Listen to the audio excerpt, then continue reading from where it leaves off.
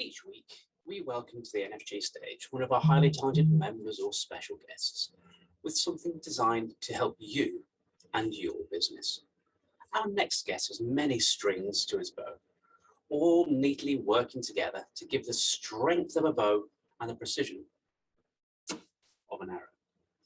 With one hand, he runs his decade-old consultancy firm, focused on helping business owners on the various blockages that restrict their company's performance. And with another hand, he helps people get and stay fit in the most efficient way possible, using his skills as a personal trainer. For 13 years, he has also been trustee of a charity called Red Balloon, a learning centre for youngsters who have missed school as a consequence of bullying or similar challenges. And yet, on another hand, he spent well over 2 decades as a BNI member and director, helping businesses do business through a refined referral process. That's at least 4 hands. But today, with those hands, he holds 4 keys, bringing us his expertise in referral marketing and networking, with a talk titled 4 Keys to Open the Door to Networking Success. So, giving him a muted virtual big hand to add to his collection, I have the pleasure of welcoming Dan Kelly. Good morning, Dan. Thank you, Richard. I really appreciate that introduction. And I feel like I may be preaching to some converted people here today. So I certainly don't want to teach any of you to suck eggs. So please don't think that I'm trying to do that. I'm just going to share with you some of my experience. So 4 ways to increase your networking return of investment. Just to give you a bit of an idea of how it works and how it has worked for me. In the last 11 years, I've had the privilege of looking after Norfolk as a franchise region of BNI. And in that time, we have found these micro businesses over £200 million worth of invoice business. And that's quite a conservative estimate of how much we've done, because those of you that have had any kind of experience with BNI, you know that we track the performance of everything that we do. If I pass Andy Taylor a good referral that turns into some business, he would then, through our system, thank me for that piece of business, and that would get recorded against my name as someone who has passed a referral. It's turned into business, and that's how we track that performance. What I do know is that my members in BNI and across the globe are not very diligent at recording every single thing that they do. So that's a very conservative estimate of what we've done in Norfolk, and I'm very proud of that figure. That's quite a substantial figure, especially when you consider that the main client that we have in BNI is a micro business owner. A micro business is defined as a business that has less than 10 employees and turns over less than £250,000 a year.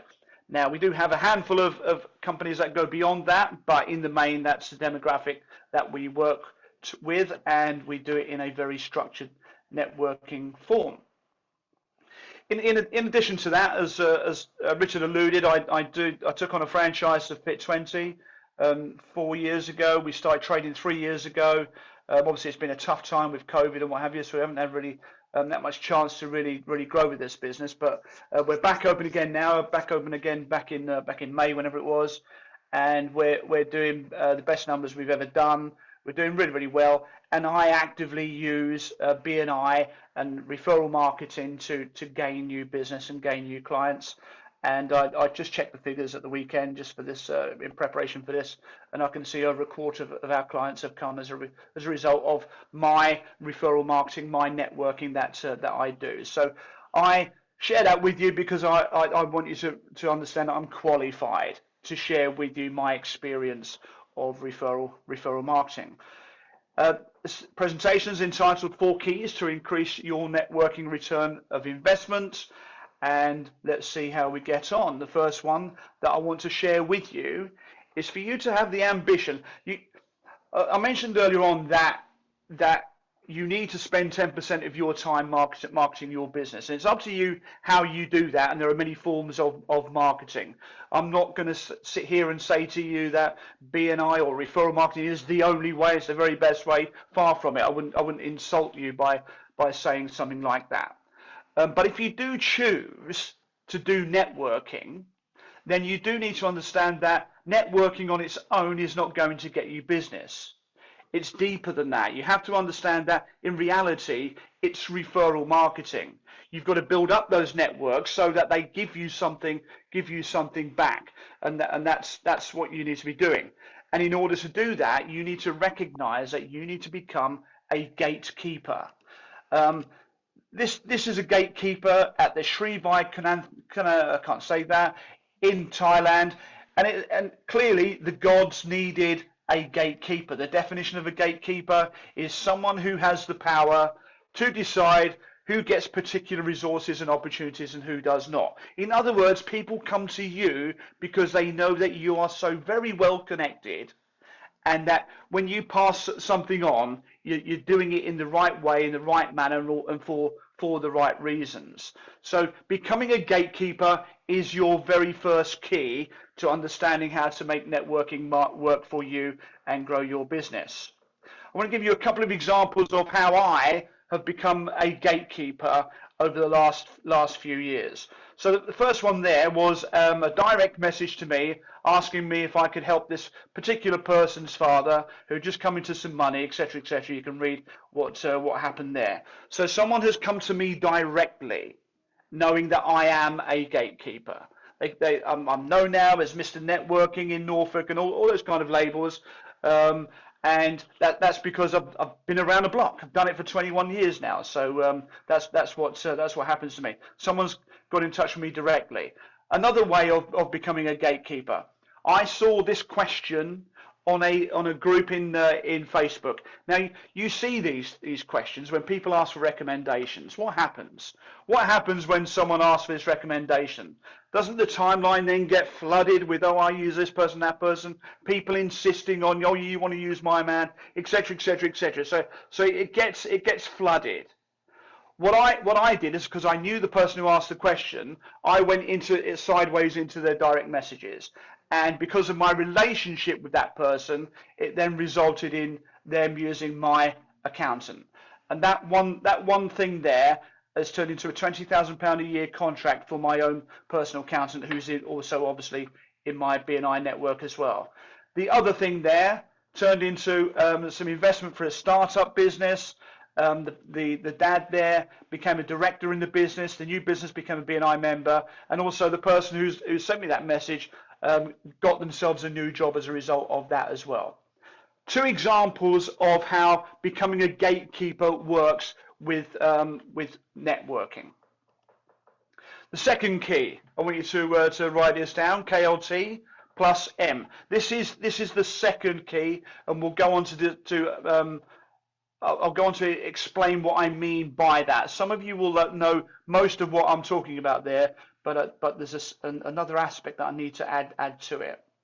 Could I ask you in the chat bar, and I don't know if I'm going to see this, but on a scale of 1 to 10, how much do you agree with the statement, it's not what you know, it's who you know that really counts? So I'm going to give you a moment or two to put that in the chat bar. Hopefully I can see what you're all writing there.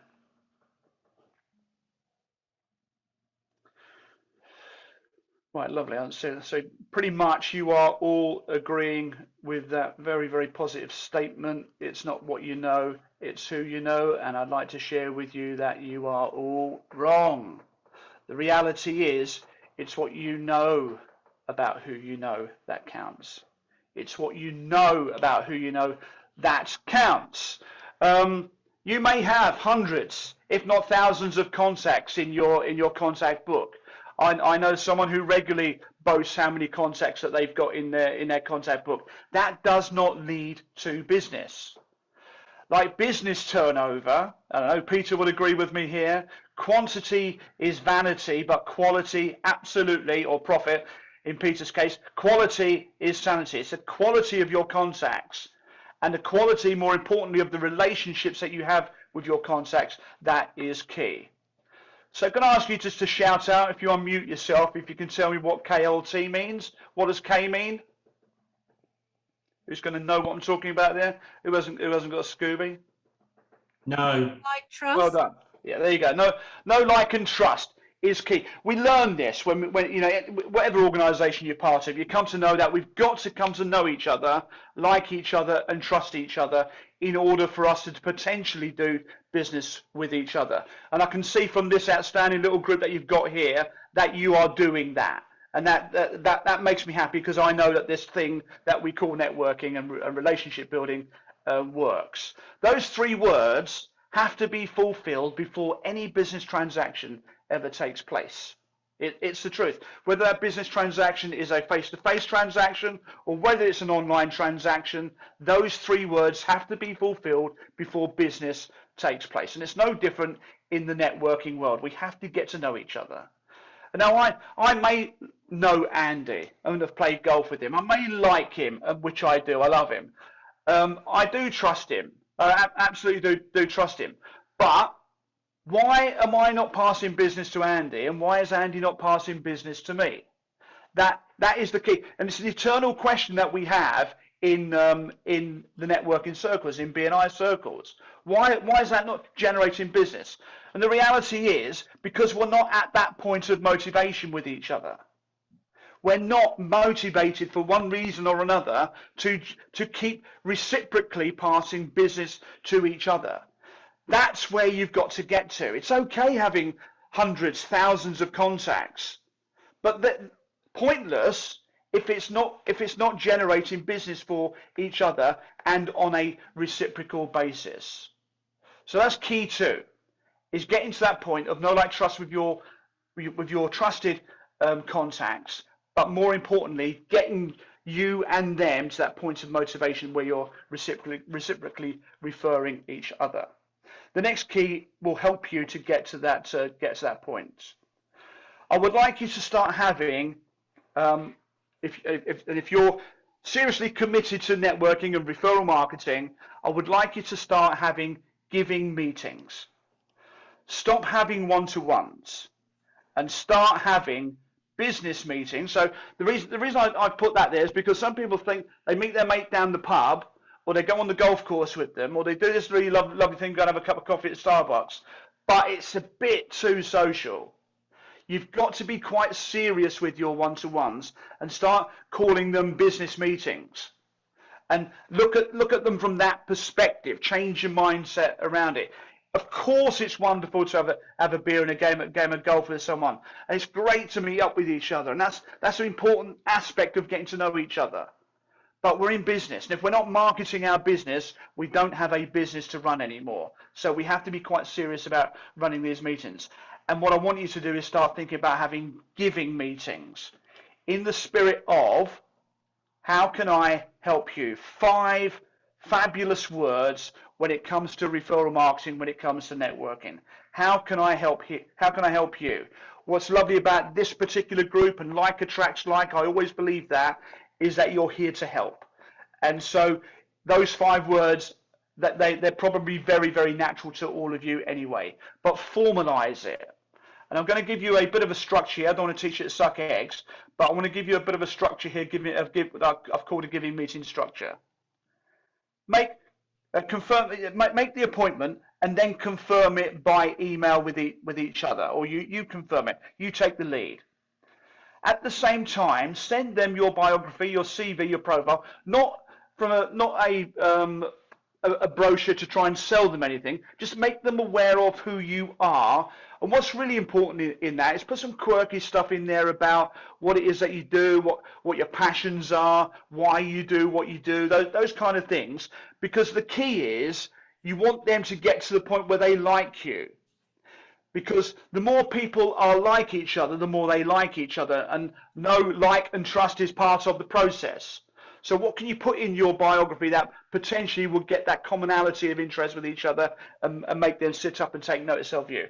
And most importantly, because this is a giving meeting and you're working on them, it would be a good idea to have some idea at the start of who you are and what you do as well. Okay? Arrive at the allotted time. So respect is the key here. It always makes me, I always find it funny that I talk to like hundreds of intelligent, often successful business people, and I have to remind them to do these kind of like strangely basic things. But that's what happens. You know, people do need to respect each other, dress appropriately, but that doesn't necessarily mean in a suit and a jacket, that kind of stuff. It's appropriate for you and your business. So respect the situation, I guess. Aim to achieve know, like, trust, especially if they're new to you. So these giving meetings aren't one-off. Ideally, you've zoned in on who you want to do business with, and this is just the start. Okay, so know, like, and trust. The first meeting may be just about getting to know each other. It really is. But you are focusing on them. Once you've got to that point, and this is really important, that know, like, and then trust has been achieved, because it's absolutely pointless if you've got to know them a bit and you kind of like them, but if you don't trust that they're going to look after you when you've passed referred business to them, so in other words, look after your reputation because you've given them a potential to do business. So if that goes wrong, the person you've referred, your relationship with them might become damaged. So you've got to trust that they're going to look after your reputation. When you've achieved that, know, like, trust, then you drill down. Who do they want to do business with? Who's their target market? Who potentially is in your network that you could connect them with? That is the secret. That's where you want to get them down to. Now, it's difficult for some people to tell you that they want to do business with Bob Smith at ABC Engineering, because maybe they do business with consumers. But if they do business to business people, then they should have done some marketing research for themselves. They should know the target market that they're operating in, and then ideally the companies they want to do business with, and then drill down even further. Who's the right contact in that company? Is it the HR person? Is it the CEO? Whoever it is, they should have that as a hit list. Because when they drill down to that specificity, then it makes it so much easier for you to see how am I connected to that person. And it may be you could go onto LinkedIn, you could see that you are a direct contact or you're a number two. And if you're a number two, you may have someone in your network who may be connected to them, little bit of research, and you might be able to make that connection. And that's what it's really all about. And the key is don't leave that meeting until you've got something of tangible value for them. That is the absolute key. I love this organization just from the short time I spent a bit of time with you, because you talk about giving. And I love seeing your giving principles. As many of you know, it's the same principle with BNI, Givers Gain. But we don't always act to it. You know, my members shout out Givers Gain at the meetings, but then they go off and be like gainers give, you know, and it doesn't work that way around. You've got to be givers for these principles to work. My fourth key, very simple. I'm not going to spend hardly any time on this. Is to be persistent. And here's my phrase. I love it. Paralyze resistance with persistence. Because no one gets wealthy. No one gets successful without hard work. So if after a few months of following these 4 steps, it's not kind of working for you, are you going to give up? Are you going to keep being persistent with it? Are you going to adjust? Are you going to come and talk to someone like me, someone like Adrian, and say, Dan, I've put these things into place, but I don't know why it's not working. Well, let me have a cup of coffee with you and spend half an hour with you, and I'll tell you why it's not working. I'll show you what you're doing and what you should be doing, because you've maybe not been doing things quite rightly. Okay, but be persistent with it, and I love that. Paralyze resistance with persistence, and they're my 4 keys for you. I hope I've not gone too much over time and done you in. And I'm very happy to share these slides with you. I'm very happy to connect with you and have a giving meeting with you. There's all my details there if you do feel inclined to scan that. And thank you.